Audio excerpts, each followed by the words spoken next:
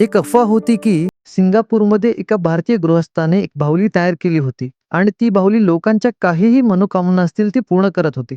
तर एक अमेरिकन व्यावसायिक तेथे गेला. त्याने पाहिलं आणि म्हणाला, हो, ही बाहुली काहीतरी करत असेल असं मला वाटतं. त्याने त्या बाहुलीचा साचा मिळवला आणि तो कोरियाला गेला. तेथे एक हुशार कोरियन माणसाला भेटून म्हणाला, अशी बाहुली बनव जी प्रत्येक गोष्ट दुप्पट करेल. बाहुली तयार झाली तेव्हा कोणी म्हणाले, मला 1,00,000 रुपये दे. तेव्हा ती म्हणाली, 1,00,000 कशाला, 2,00,000 माग. त्याने म्हटलं, ठीक आहे, 2,00,000 दे. ती म्हणाली, 2 कशाला, 4,00,000 माग. जे काही मागाल ती त्याचं दुप्पट मागायला सांगते, पण प्रत्यक्षात काहीच देत नाही. फक्त रिकामं वचन देते. आपल्या इच्छा याचप्रमाणे असतात.